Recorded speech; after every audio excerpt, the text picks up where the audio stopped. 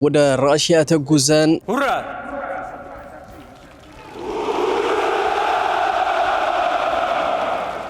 ራሽያዎች ጀግኖቻቸውን ያስባሉ ያስታውሳሉ። በወቅቱ የሚጠቀሙባቸው እቃዎች ናቸው እነኚህ ሁሉም በሙዚየም ውስጥ ያሉትን በወቅቱ የከፈሉትን ዋጋ በመጎብኘት ላይ እንገኛለን። ይሄ ለሪፈረንደም የተዘጋጁት ሰዎች እንዴት እንደነበሩ የሚያሳይ ፎቶ ነው። ሞስኮ ወደ ዶኔስክ የምንጓዘው ጉዞ 24 ሰዓት ሊሞላ ኦሬዲ 4 ሰዓት ያህል ብቻ ነበረ የቀረው። በዩክሬናውያን የወደሙባቸው ቦታዎች ይሄንን ይመስላሉ።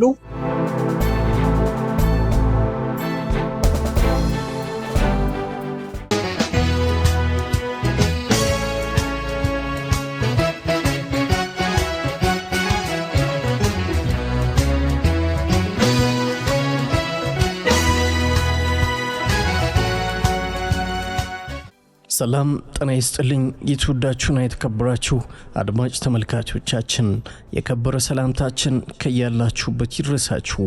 አባይ ቲቪ ላይ ናችሁ። ፕሮግራማችን ደግሞ ቅድሚያ ለኢትዮጵያ ነው። እነሆ ፕሮግራማችን ጀመረ። ከልጅነት እስከ እውቀት ከሀገሬ ቀጥሎ ብዙ ያወራሁላት ለመሄድ በብዙ የተመኘውላት አንዴ ብቻ ሂጄ ሀገሪቷንና ሕዝቧን ባየው ብዬ ደጋግሜ በምኞት የወደኩላት የወንዶች ሀገር ራሽያ። ሴርዣንት ኢቫን ቦርቹኮቭ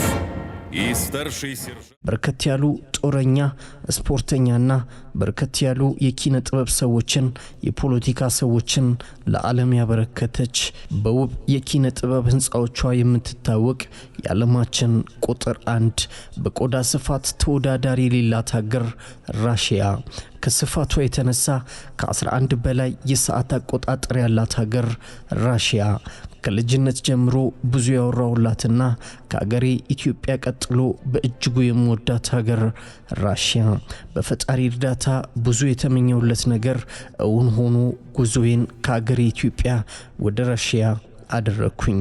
ጉዞዬ ከአዲስ አበባ ቦሌ ኤርፖርት ወደ ግብጽ ካይሮ፣ ከካይሮ ወደ ቱርክ ኢስታንቡል፣ ከኢስታንቡል ደግሞ ወደ ራሽያ ሞስኮ ጉዞዬን አደረኩ። ከአንድ ቀን በራሽያ የሞስኮ አዳር በኋላ ከከተማው ከሞስኮ ወጣሁኝ። ጉዞዬንም ወደ ክሪሚያ አደረኩኝ።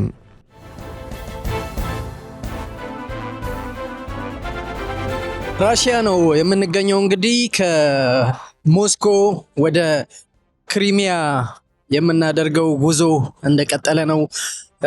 የሆነ ቦታ ላይ ለጉዞ እንግዲህ ለቁርስ ወርደን ነበረ። ከዛ በኋላ አሁን ሁለተኛ ዙር ለምሳ ወርደን ምሳ በልተን ደግሞ የዩክሬንና የራሽያ ጦርነት ወደ ተጀመረባት ክሪሚያ የምናቀና ይሆናል። አሁን እንደምታዩት ባህል ላይ ስለወረድን በጫካ በደን የተከበበ ቦታ ላይ ነው ያለ ነው። ነፋሻማ አየር አለ። ክረምት እየወጣ ስለሆነ ብዙም ቅዝቃዜ የለም። ስለዚህ ቆንጆ አየር አለ። አሁን ከቀኑ ወደ 9 ሰዓት አካባቢ ነው ይሄንን የምቀርጽላችሁ። በየቦታው በመንገድ ላዮች እንደዚህ አይነት ካፌዎች ስላሉ ወደ ውስጥ ገብተን ደግሞ ምሳችን በላ አድርገን ወደ ክሪሚያ የምናደርገውን ጉዞ እንቀጥላለን ማለት ነው። አብራችሁ እንድትሆኑ በአክብሮት ጋብዛለሁ። ያለነው አባይ ቲቪ ላይ ነው። በራሽያ ቆይታዎቻችንን እያደረግን ነው።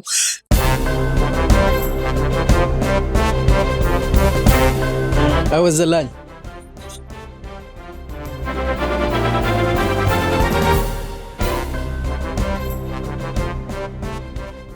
ክሪሚያ በተደጋጋሚ ከዩክሬን ጦርነት ጋር ስሟ እየተነሳ ስላለ ለአብዛኞቻችሁ ለጆሮአችሁ አዲስ ይሆናል ብዬ አላስብም። ክሪሚያ ሪጅን ናት። እኔ ዶኔስክ፣ ያልታ፣ ማሪያፖልና ሌሎች የሚያማምሩ ከተሞቿን ለመሄድና ለመጎብኘት እድሉን አግኝቻለሁ። ሌሎችም በርካታ በእኔ ያልተጎበኙ ውብ ከተሞችን አላት።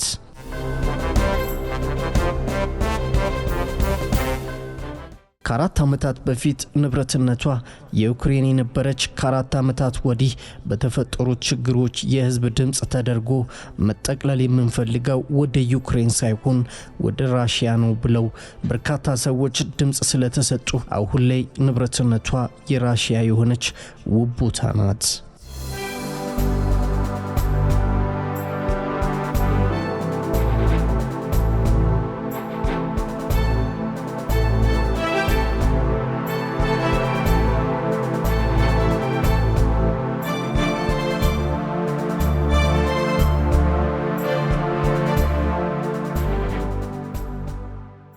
ከጃቸው እንዳመለጠች ከተረዱ በኋላ ክሬምን ምን እንዳደረጓት በቦታው ድረስ ሄጄ በተወሰነ መልኩ ላሳያችሁ ከዛው ከጦርነቱ ቦታ ደርሻለሁ።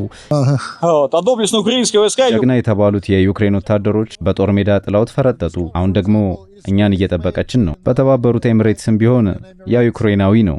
ለሁሉም ነገር የሚከፍለው ዩክሬናዊ ነው። ምኑን መቅረጽ ይቻላል? መኪናዋን መቅረጽ ትችላለህ። እኔንም ሆነ ተዋጊዎችን መቅረጽ ትችላለህ። በመርህ ደረጃ ሁሉንም መቅረጽ ይቻላል፣ የሚቻለውንም የማይቻለውን። በዚህ ቦታ ላይ ከትንሽ መጋዘናችን ውጪ ያን ያህል የሚስብ ነገር የለም። እያለፈ ነው።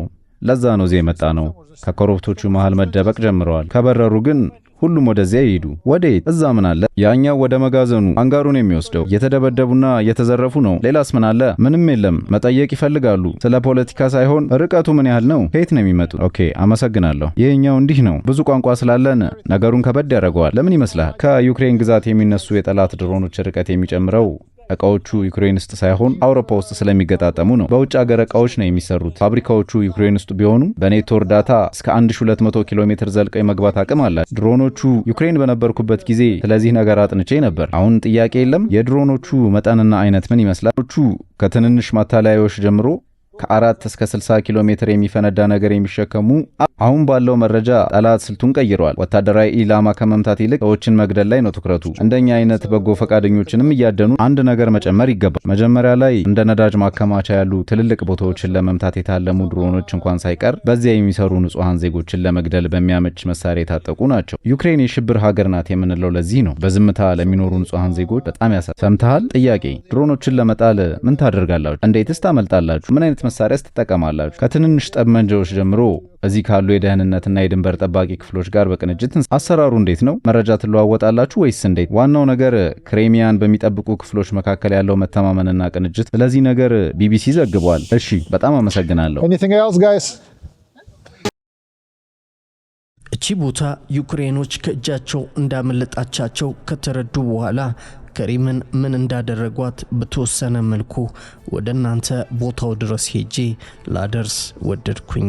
ተጋበዙ። ይህ በዶኔስክ ውስጥ የነበረ የገበያ ማዕከል ነው። እንግዲህ ሱፐርማርኬቶች፣ ሌሎች ነገሮች የሚሸጡበት ትልቅ ሱቅ ነበረ። የገበያ ማዕከል ነበረ። በዩክሬናውያን በዚህ መልኩ ጥቃት ደርሶበታል ማለት ነው። እንደዚህ አይነት ቦታዎችን ለምን እንዳጠቁ አልገባንም። አንድም የሚሊተሪ ቤዝ የለውም። ይሄ ሲቪሊያውያን የሚገበያዩበት ቦታ እንጂ ምንም አይነት የሚሊተሪ ቤዝ የሌለውን ቦታ ዩክሬናውያኖች ለምን ሊያጠቁ እንደፈለጉ አልገባንም። ነገር ግን ትልልቅ ሱፐርማርኬቶች፣ ሌሎች ሞሎች የሚገኙበትን እንዳልነበር አድርገው አጥፍተውታል ብለው ነግረውናል። እንግዲህ ዶኔስክ ነው የሚገኘው። ፕሮግራማችን ቅድሚያ ለኢትዮጵያ ነው። በአባይ ቲቪ ነው ወደ እናንተ በመድረስ ላይ የምንገኘው።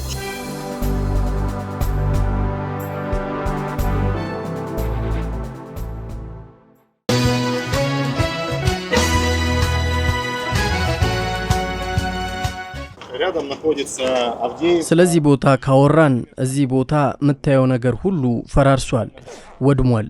እንደምታዩት ንጹሃን የሚገኙበት ቦታ ነው። በግል ሊያደርሱብን የነበረውን ጥቃት ባይቻልም በጋራ በመኖርበት ሰፈር ውስጥ ወይም ደግሞ በግቢያችን ውስጥ የተኮሷቸው መሳሪያዎች አርፈው ሐሳባቸውን እውን አድርገዋል፣ አሳክተውታል።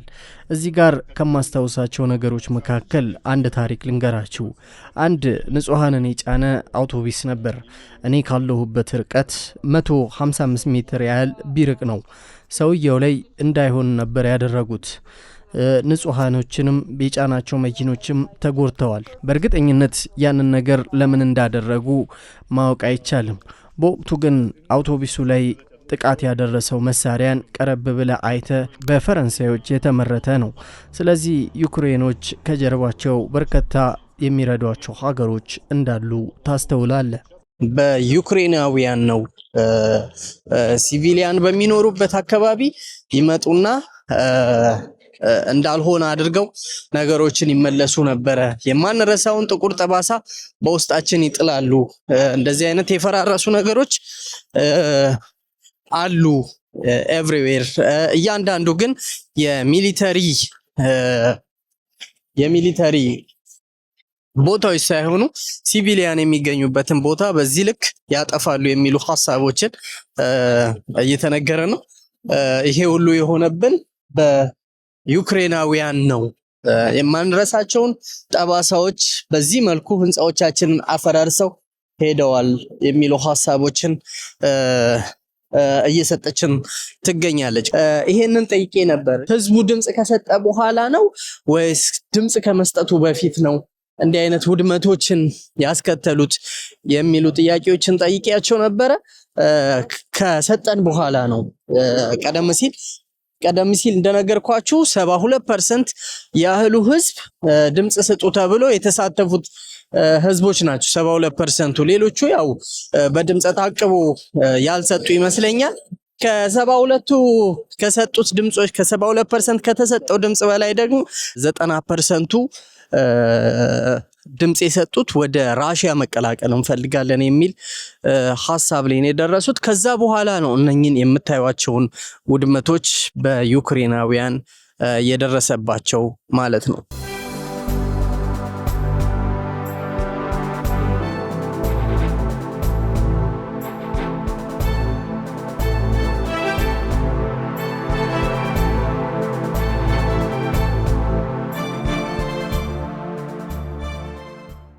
በዩክሬናውያን የወደሙባቸው ቦታዎች ይሄንን ይመስላሉ። ዩክሬናውያን ዶኔትስክ ውስጥ ገብተው ያወደሙባቸው ቦታዎች እነኚህን ይመስላሉ። ኤቭሪዌር እየሄድኩኝ እንደዚህ አይነት ከጦርነት ጋር ተያያዥነት ያላቸውን ኮንተንቶች በመስራት ነው የምታወቀው። አሁን ደግሞ በሪፐብሊክ ኦፍ ዶኔትስክ ገብቼ ራሽያ ከሞስኮ ለ18 ሰዓት የመኪና ጉዞ አድርጌ ዶኔትስክ ተገኝቻለሁ። በዶኔትስክ ደግሞ ዩክሬናውያን ያፈረሱባቸውን ቦታዎች በመጎብኘት ላይ እገኛለሁ።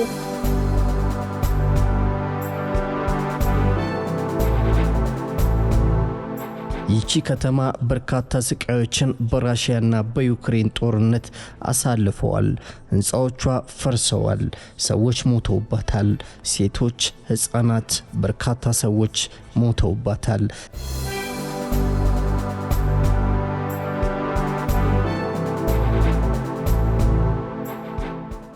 ከውጊያ ቦታዎች መልስ ደግሞ ጉዞዬን ዶኔትስክ ውስጥ የሚገኘው ሙዚየም ለመጎብኘት ጉዞዬን ወደዛ አደረኩኝ። እዛ ከተገናኘን አይቀር ሰላምታን እንደ አዲስ እንጀምር። ሰላም ጤና ይስጥልኝ የተወዳችሁና የተከበራችሁ አድማጭ ተመልካቾቻችን፣ የከበረ ሰላምታችን ከያላችሁበት ይድረሳችሁ። አባይ ቲቪ ላይ ያላችሁት ፕሮግራማችን ደግሞ ቅድሚያ ለኢትዮጵያ ነው። ወደ ራሽያ አቅንተን በራሽያ በዶኔትስክ እንገኛለን። እንግዲህ ለሀገሬ ለኢትዮጵያ ከምመኝላቸው ነገሮች መካከል አንዱ እንደዚህ አይነት ዋጋ ለከፈሉ ወታደሮች የሚቆም ሐውልት ነው። ኢትዮጵያ በቅርቡ የኢትዮጵያን ዲፌንስ ሙዚየም ያሰበች ይመስለኛል። አሁን ከዶኔትስክ ራሽያ ከምንማራቸው ነገሮች መካከል አንዱ ይሄ በዋነኛነት ይመስለኛል። ውስጥ ስንገባ በርካታ ነገሮች አሉ። ራሽያዎች ጀግኖቻቸውን ያስባሉ፣ ያስታውሳሉ። እንደዚህ አይነት ልማዶች ደግሞ በጠቅላላው በዘሆል ወርልድ ያስፈልጋል የሚል እምነት አለኝ። ወደ ውስጥ እንገባለን። ምን አለ እናስቃኛችኋለን። አብራችሁ ነው።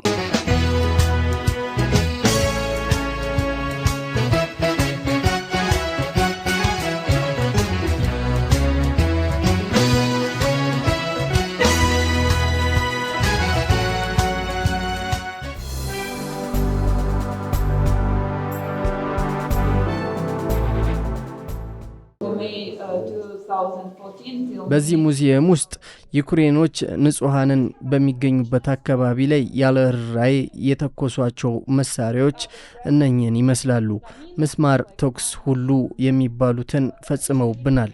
በርካታ ሰዎች ወይም ንጹሃን በሚገኙበት አካባቢ በርከት ያሉ የምስማር ተኩሶችን ይተኩሳሉ። የምስማር ተኩስ ያው እንደሚታወቀው በሺዎች የሚቆጠሩ ምስማሮች እንደ ዝናብ ነው ከላይ የሚዘንቡት። ይህ ማለት ብዙ ንጹሃንን ይጎዳሉ እንደማለት ነው። ስለዚህ ሙዚየሞቻችን ውስጥ እኛ የተጠቀምንባቸው ነገሮች ብቻ ሳይሆኑ ራሽያ ላይ ጥቃት ሲያደርሱ የወዳደቁትንም ቁጭ አድርገን ለትውልዶቻችን እናስጎበኛለን።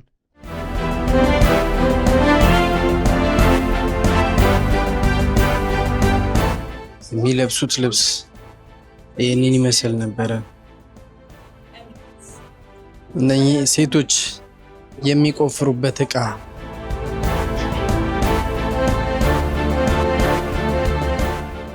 በወቅቱ የሚነጋገሩበት ሬዲዮ፣ ለውጊያ ሴቶቻቸው በጣም እንደተሳተፉ ይናገራሉ።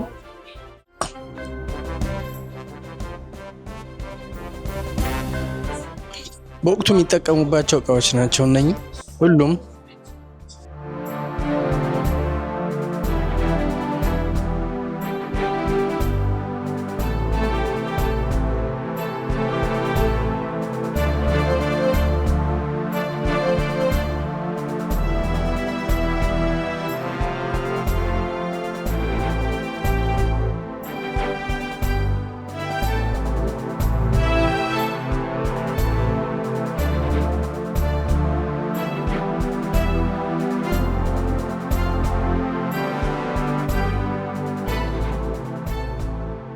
ቆይታችን እንደቀጠለ ነው። አባይ ቲቪ ላይ ነው ያላችሁት። ፕሮግራማችን ደግሞ ቅድሚያ ለኢትዮጵያ ነው። ወደ ራሽያ ተጉዘን ራሽያ ሞስኮ ከገባን በኋላ ከሞስኮ በጠዋት 1 ሰዓት ተነሳን ወደ ዶኔስክ ለመጓዝ ማለት ነው። ምሽት 8 ሰዓት አካባቢ ነው የደረስነው። ከሞስኮ ወደ ዶኔስክ የምንጓዘው ጉዞ 24 ሰዓት ሊሞላ ኦልሬዲ 4 ሰዓት ያህል ብቻ ነበረ የቀረው። በህይወቴ እንደዚህ አይነት ረጅም ጉዞ ተጉዤ አላቅም። በጣም የሚያምር ቦታ ነው የተገናኘ ነው። ዶኔስክ ይባላል። ምን ያህል ዋጋ እንደከፈሉ የሚያሳዩ ሙዚየሞችን እንደዚህ ገንብተው ለሀገራቸው ለተተኪው ትውልድ ያስቀመጡት ነገር ነው ማለት ነው። በርካታ ነገሮችን ጎብኝተናል። እንዴት ዋጋ እንደከፈሉ በርካታ ነገሮችን ጎብኝተናል። ቆይታችን ይቀጥላል ብዬ ተስፋ አደርጋለሁ። እንዲህ ይባላል በራሽያ ወንድ ልጅ ወልደህ ወንዳ ወንድ ማሆን ካቃተው ለ3 እና ለ4 ዓመት ወደ ራሽያ ላከው፣ ከዛ በኋላ ወንድ አድርገን እንመልሰዋለን የሚል አባባሎች አላቸው ራሽያውያን ማለት ነው። ስትሮንግ ሚሊተሪ እንዳላቸው በዓለም ዙሪያ የሚታወቅ ነው። ስለዚህ እንደዚህ አይነት ቆይታዎችን ለማድረግ ነው ወደ ራሽያ ወደ ዶኔስክ የገባሁት። ቆይታችን ይቀጥላል። አባይ ቲቪ ላይ ቆዩ፣ አብራችሁ ነው።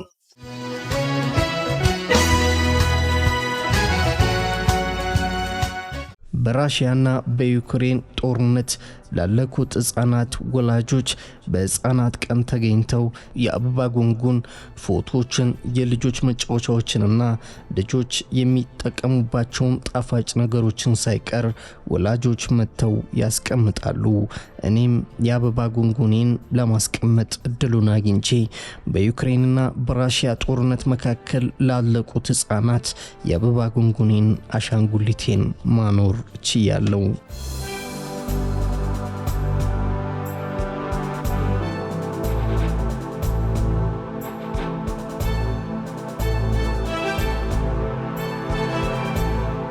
ሪፍረንደም የተዘጋጀበት ቦታ ነው።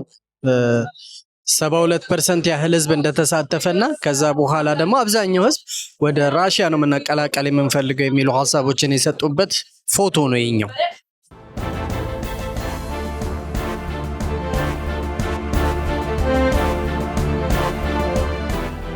ይሄ ለሪፍረንደም የተዘጋጁት ሰዎች እንዴት እንደነበሩ የሚያሳይ ፎቶ ነው።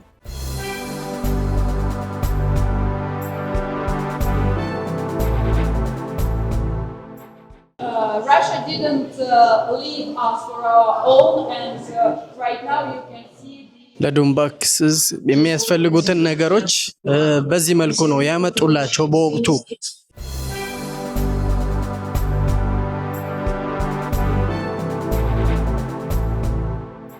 ቆይታችን እንደቀጠለ ነው። አባይ ቲቪ ላይ ነው የምትገኙት። ፕሮግራማችን ደግሞ ቅድሚያ ለኢትዮጵያ ነው። ወደ ራሽያ ተጉዘን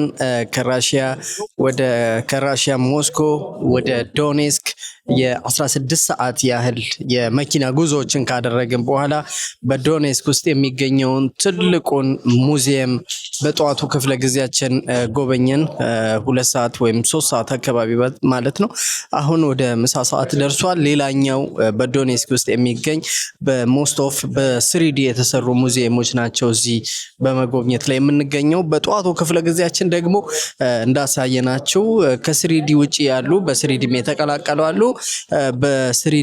ከስሪዲ ውጪ ያሉትን ደግሞ የዶኔስክ ህዝብ ነፃነቱን ለማስጠበቅ የተዋጉባቸው መሳሪያዎች፣ ምግብን ለመመገብ የተጠቀሙባቸው እቃዎቻቸው፣ ውሃን የጠጡበት፣ በወቅቱ የለበሱት ልብስ እና ሌሎቹ ነገሮች ተደርገው ለሙዚየም ክፍት ሆነው በዶኔስክ ውስጥ እንግዲህ በርካታ ነገሮችን ለነሱ መታሰቢያ ተብሎ እንደተቀመጠ በጠዋቱ ክፍለ ጊዜ አይተናል። የዶኔስክ ህዝብ እንደተነገረን ከሆነ ያው በሪፍረንደም ነው ወደ ራሽያ የተቀላቀሉትና ይህንን መገንዘብ ችለናል። በወቅቱ ደግሞ ከሪፍረንደሙ በፊት ለከፈሉት ዋጋ ደግሞ ሐውልቶች ቆመውላቸዋል ማለት ነው። ቆንጆ ጊዜያቶችን ራሽያ ሪፐብሊክ ኦፍ ዶኔስክ ተገኝተን በርካታ ነገሮችን እየጎበኘን እንገኛለን። አብራችሁ እንድትሆኑ በአክብሮት ጋብዛለሁ። አባይ ቲቪ ላይ ነው ያላችሁት። ፕሮግራማችን ደግሞ ቅድሚያ ለኢትዮጵያ ነው።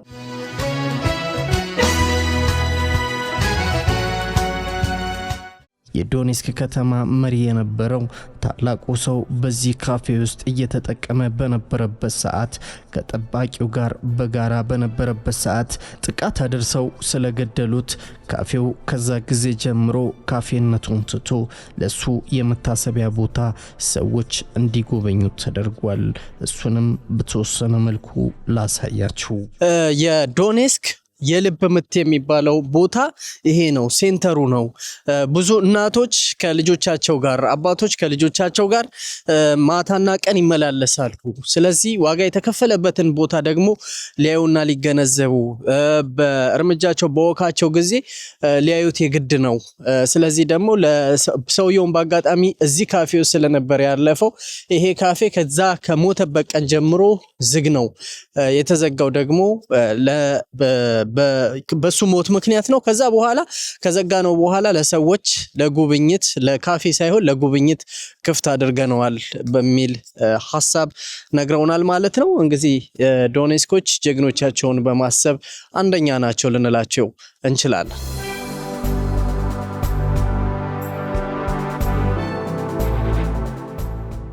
ሀገር በየትኛውም አጋጣሚ ልትፈተን ልትወረር ትችላለች። ነገር ግን ሀገርን ሀገር የሚያደርጓት ቁርጠኛ ልጆቿ ናቸውና ከራሽያውያን የምንማረው ይህንን ነው።